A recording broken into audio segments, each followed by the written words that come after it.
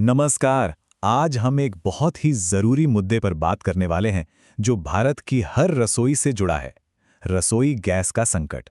समझेंगे कि कैसे एक जहाज से शुरू हुई एक छोटी सी समस्या हमारे चूल्हे तक पहुंच गई।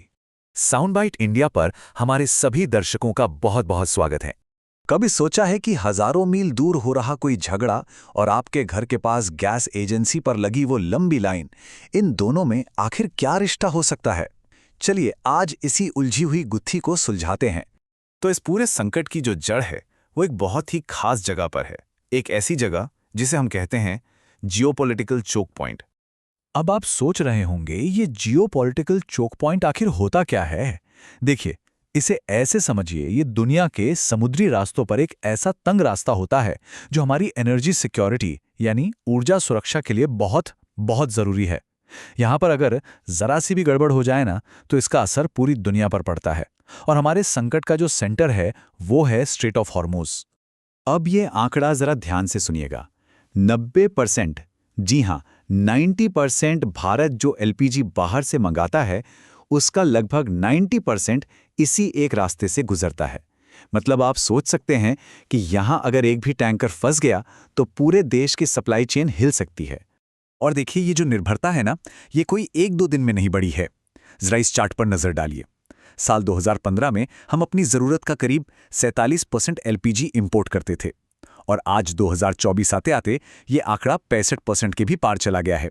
इसका मतलब साफ है, हमारी जरूरतें तो बढ़ी लेकिन हमारा घरेलू उत्पादन उस रफ्तार से नहीं बढ़ पाया और इसी वजह से हम बाहरी झटकों के लिए और भी ज्यादा सुरक्षित हो गए हैं। ये जो तुलना है ना, ये हमारी एनर्जी सिक्योरिटी की पूरी कहानी बयां कर देती है। एक तरफ है पेट्रोल और डीजल, यहाँ सप्लाई स्टेबल है क्योंकि हम देश में ही काफी रिफाइनिंग कर लेते हैं और हमारे पास करीब 72 दिनों का रिजर्व भी है। लेकिन दूसरी तरफ है एलपीजी, जहां हालात बिल्कुल उल्टे हैं। हम सीधे सीधे इंपोर्ट पर निर्भर हैं और हमारे पास सिर्फ 22 दिनों का रिजर्व है। यही हमारी सबसे बड़ी कमजोरी है। तो स्ट्रेट ऑफ हॉर्मुज में जो ये भूचाल आया, उसकी पहली लहर भारत के घरों तक कैसे पहुंची? इसका असर सबसे पहले और सबसे सीधा आम जनता पर पड़ा। मार्च 2026 में तो हालात बहुत तेजी से बिगड़े। 28 फरवरी को हॉर्मुज से रास्ता बंद हुआ। देखिए, पहले ही हफ्ते में एलपीजी का इंपोर्ट धड़ाम से नीचे गिर गया और जैसे ये खबर फैली, लोगों में एक डर, एक पैनिक का माहौल बन गया। नतीजा क्या हुआ? दूसरे हफ्ते तक बुकिंग लगभग डबल होकर रोज की 88.8 लाख तक पहुंच गई और तीसरे हफ्ते तक कालाबाजारी ने सारे रिकॉर्ड तोड़ दिए। देखिए, ये संकट सिर्फ आंकड़ों का खेल नहीं था, ये लोगों की रोजमर्रा की जिंदगी की हकीकत बन गया था। दिल्ली की एक महिला भगवती जी कहती हैं, बच्चों गैस मत जलाओ, बहुत महंगी हो गई है, अगला सिलेंडर कैसे भरवाऊंगी? और ये सिर्फ भगवती जी की कहानी नहीं थी, ये उन लाखों परिवारों की सच्चाई थी जिन्हें अचानक सोचना पड़ रहा था कि अगली रोटी किस पर सेकेंगी। और ये संघर्ष रोज का था। गैस एजेंसियों के बाहर घंटों तक लंबी लंबी लाइनें, ऑनलाइन बुकिंग करने जाओ तो ऐप और वेबसाइट्स क्रैश हो रहे हैं और जिन लोगों के पास इंतजार करने का सब्र नहीं था वो भागकर इलेक्ट्रिक इंडक्शन चूल्हे खरीदने लगे, जिससे उनकी मांग में भी अचानक से उछाल आ गया। सप्लाई की इसी कमी ने एक और बहुत बड़ी और खतरनाक चीज को जन्म दिया और वो था एक ऐसा काला बाजार जहां लोगों की मजबूरी का फायदा उठाया जा रहा था। कीमतों में ये फर्क देखकर आप चौंक जाएंगे। दिल्ली में जो घरेलू सिलेंडर सरकार 913 रुपए में दे रही थी, वही सिलेंडर ब्लैक मार्केट में 2000 से 3000 रुपए तक में बिक रहा था। और ये सिर्फ कुछ लालची लोगों का काम नहीं था, ये सिस्टम में एक बड़ी खामी का नतीजा था। तो सवाल यह है कि यह काला बाजार काम कैसे कर रहा था? इसका एक तरीका था BAS बुकिंग स्कैम।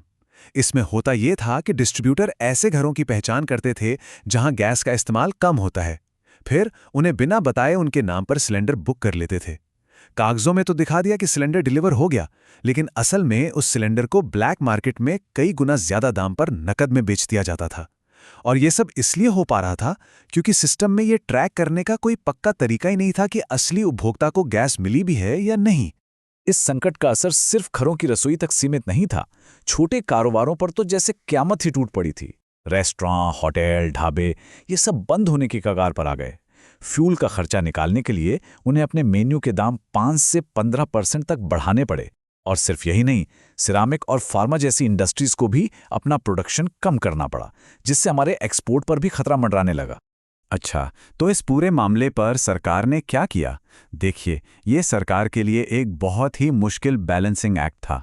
सरकार ने एक साथ कई मोर्चों पर काम शुरू किया। जमाखोरी रोकने के लिए एसेंशियल कमोडिटीज एक्ट लागू किया। देश की रिफाइनरियों से कहा गया कि वो घरेलू एलपीजी प्रोडक्शन को जितना हो सके बढ़ाएं। एक और बड़ा कदम उठाया गया, डीजल और एटीएफ के एक्सपोर्ट पर टैक्स लगा दिया ताकि वो देश से बाहर कम जाएं और घरेलू सप्लाई बनी रहे। ये एक मुश्किल फैसला था। इसके अलावा अवैध धंधों को पकड़ने के लिए करीब 2,900 छापे भी मारे गए। सरकार को कमर्शियल सप्लाई की राशनिंग भी करनी पड़ी, मतलब किसे गैस मिलेगी और किसे नहीं, ये तय करना पड़ा। जाहिर है, सबसे ज्यादा प्राथमिकता दी गई अस्पतालों और शिक्षण संस्थानों को। उसके बाद रेस्टोरेंट्स और फिर स्टील और फार्मा जैसी जरूरी इंडस्ट्रीज का नंबर आया, जो प्रोडक्शन के लिए एलपीजी पर ही निर्भर हैं। ये करना जरूरी था ताकि देश की जरूरी सेवाएं और इंडस्ट्रीज पूरी तरह से ठप न पड़ जाएं। इस संकट ने एक और चीज पर ध्यान खींचा, और वो था एक लॉन्ग टर्म सॉल्यूशन। सरकार ने विकल्पों पर जोर देना शुरू किया, खासकर पाइप्ड नेचुरल गैस यानी पीएनजी पर। राज्यों को बढ़ावा दिया गया कि वो पीएनजी कनेक्शन लगाने की प्रक्रिया में तेजी लाएं, क्योंकि देखिए, पीएनजी से न सिर्फ सिलेंडरों की किल्लत और लॉजिस्टिक्स की समस्या खत्म होती है, बल्कि ये एनर्जी सिक्योरिटी के लिए एक ज्यादा भरोसेमंद विकल्प भी है।